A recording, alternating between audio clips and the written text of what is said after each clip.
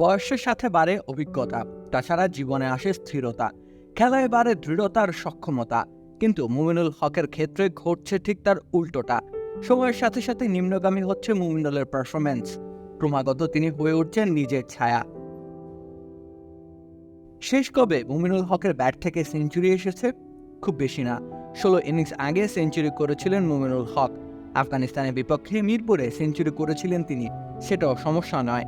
বাংলাদেশে খেলোয়াড়দের সক্ষমতা বিচারে এমন বিরতি ঘটতেই পারে, কিন্তু মুমিনুল তো খেলেন কেবল একটি ফরম্যাট।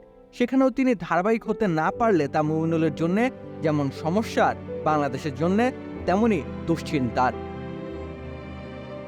তার থেকেও বড় দুশ্চিন্তার বিষয় মুমিনুলের ডাউনফল।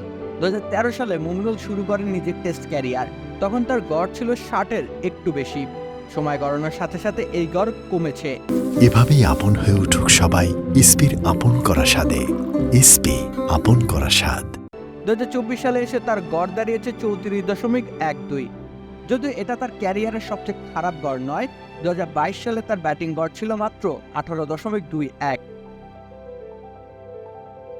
সময়ের সাথে অভিজ্ঞ হয়েছেন বটে, কিন্তু অভিজ্ঞতার প্রতিফলন ঘটাতে তিনি পারছেন না। তার উপর ভীষণ আস্থা বাংলাদেশের। টেস্ট দলের সেটআপে তিনি বেশ গুরুত্বপূর্ণ একজন খেলোয়াড়। সেই মুমিনুলের ব্যাটে রান না আসার চিন্তার ভাঁজ ফেলে টিম ম্যানেজমেন্টের কপালে। ভারতের বিপক্ষে চেন্নাই টেস্টেও ব্যর্থ হয়েছেন মুমিনুল। 2 ইনিংস মিলিয়ে সর্বসাকুল্যে 13 রান এসেছে তার ব্যাট থেকে। অবশ্য এমন দুর্দিনের গল্প নতুন নয়। ভারতের মাটিতে 4টি টেস্ট খেলেছেন মুমিনুল। 8 ইনিংস মিলিয়ে মাত্র 96 রান তার সংগ্রহ। এমনকি ভারতের বিপক্ষে খেলা 11 ইনিংসে নেই কোনো সেঞ্চুরি। এক হাফ সেঞ্চুরি সহ তাদের বিপক্ষে 215 রান এসেছে মুমিনুলের ব্যাট থেকে। শুধু যে ভারতের মাটিতে খাবি খেয়েছে মুমিনুল তা কিন্তু নয়, বিদেশের মাটিতে তার করুণ দশা নিত্যদিনের ঘটনা। একমাত্র শ্রীলঙ্কা ছাড়া আর কোথাও শতকের দেখা পাননি তিনি। 19টা হাফ সেঞ্চুরির মধ্যে 9টা করেছেন ভিন দেশে। এসব কিছুই মুমিনুলের সক্ষমতাকে প্রশ্নবিদ্ধ করে।